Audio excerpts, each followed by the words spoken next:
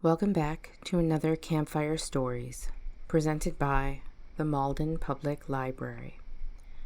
Summer is nearing its close. We've wrapped up our summer reading programs and we're preparing for a return to school, and hopefully at some point some cooler, more refreshing temperatures. But until then, we're subject to August's heat waves, with its longer stretches of too hot, often muggy temperatures. August offers the kind of heat that makes your brain fuzzy. It shortens tempers and lengthens any task into a long, sweat-infused slog. It makes you almost miss winter. Interesting to note, there has been a lot of research into the correlation between higher temperatures and violent crime in the United States. It seems more people are murdered in the summer than in the winter. The story I'm reading tonight is actually set in August. In fact, it's set on August 20th, sometime around 1910-ish, right around when the story was written. The heat in the story is its own supernatural character, lurking in the background. You can feel it, you can see it, you can almost shake its hand. Don't listen to what it suggests. Instead, stay home. Don't follow where it leads you. Or do, and see what happens. The story is called August Heat by W.F. Harvey, and it gets kind of weird in a spooky, but not gory or scary way.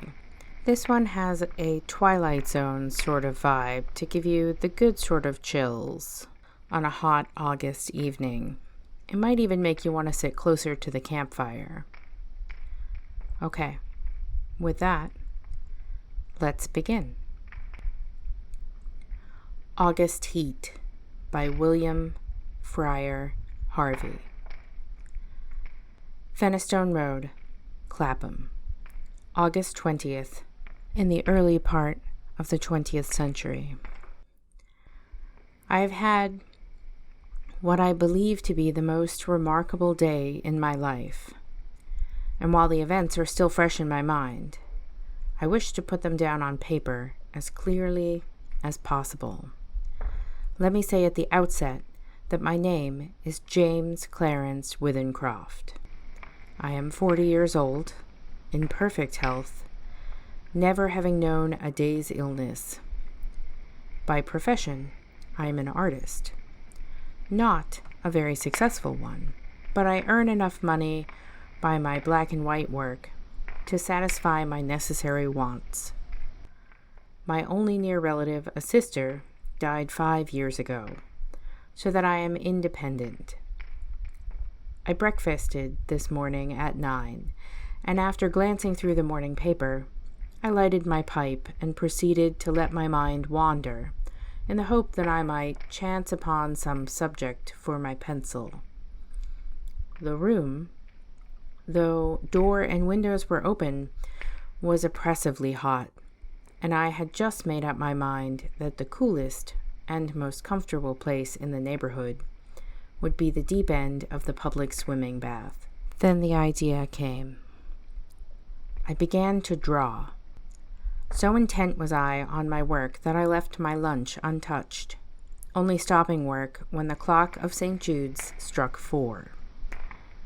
The final result, for a hurried sketch, was, I felt sure, the best thing I had done.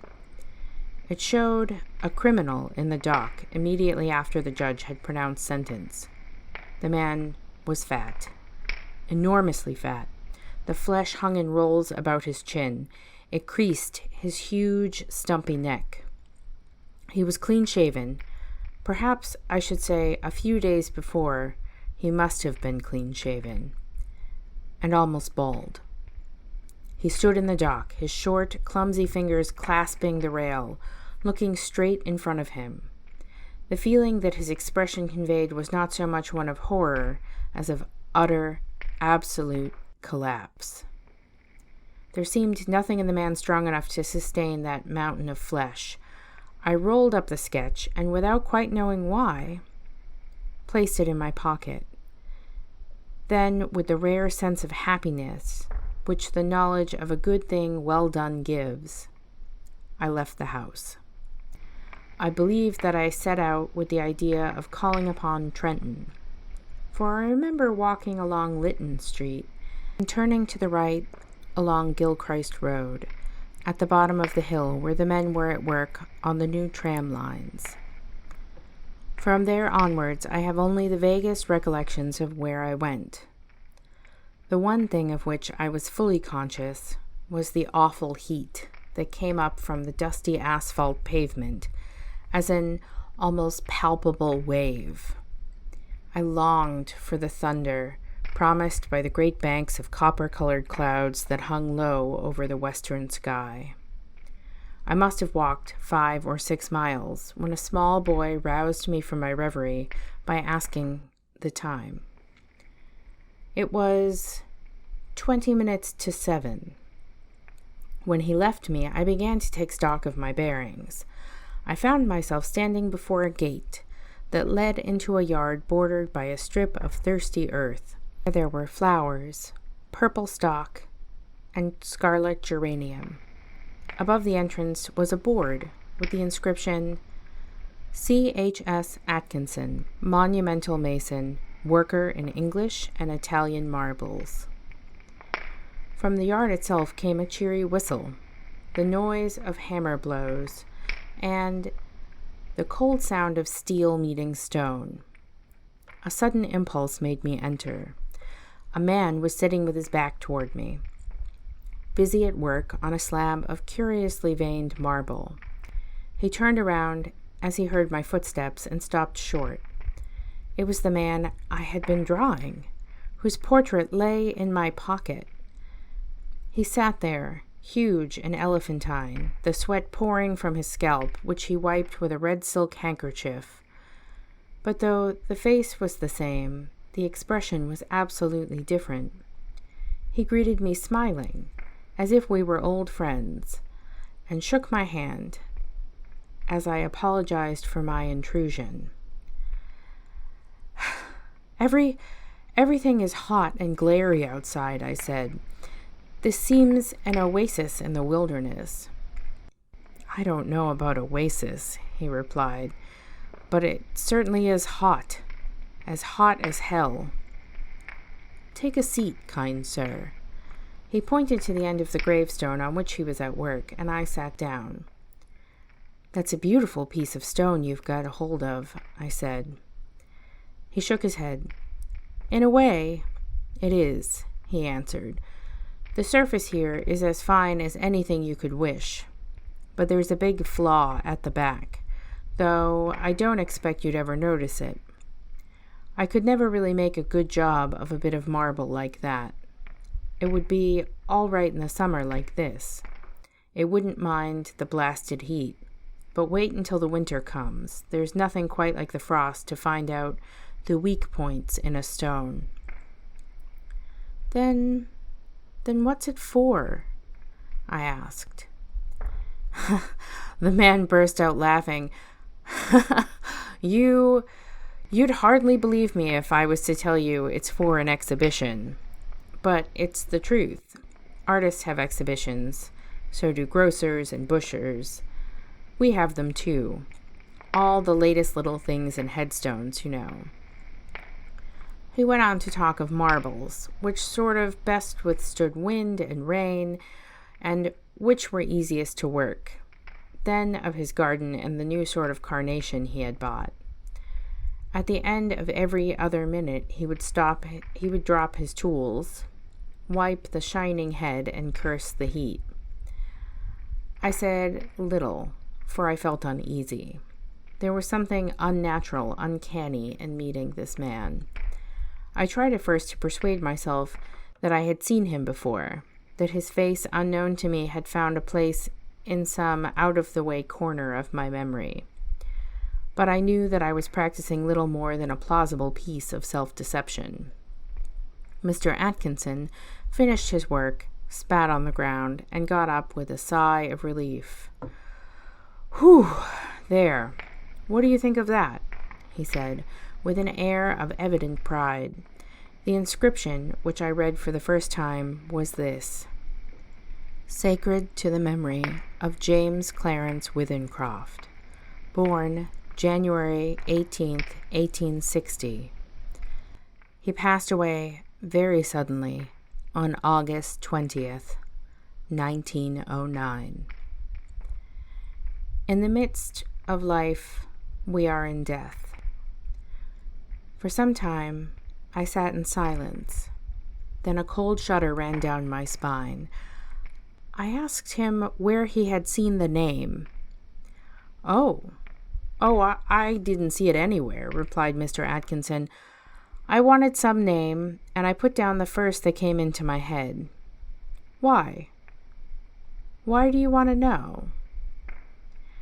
It's a strange coincidence, but it happens to be mine." He gave a long, low whistle.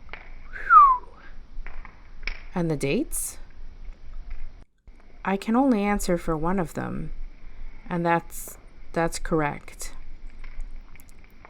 "Well, it's a rum go," he said. But he knew less than I did. I told him of my morning's work. I took the sketch from my pocket and showed it to him. As he looked, the expression on his face altered until it became more and more like that of the man I had drawn. And it was only the day before yesterday, he said, that I told Maria there were no such thing as ghosts.